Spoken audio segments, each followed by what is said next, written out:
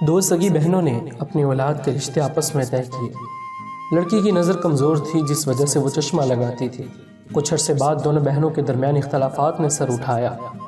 بات یہاں تک پہنچی کہ ایک بہن دوسری سے کہنے لگی، میں اپنے صحیح سلامت بیٹے کی شادی تمہاری اندھی بیٹی سے نہیں کر سکتی۔ یہ سن کر دوسری بہن کے دل پر گویا کہ تیروں کی برسات ہو گئی کہ عیب نکالنے والی کوئی اور نہیں، اس کی سگی بہن تھی۔ بہرحال تانا دینے والی رشتہ توڑ کر جا چکی تھی۔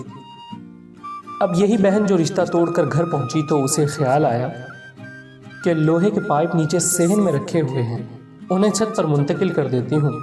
اس نے اپنے بیٹے کو بھی اس کام میں شامل کر لیا۔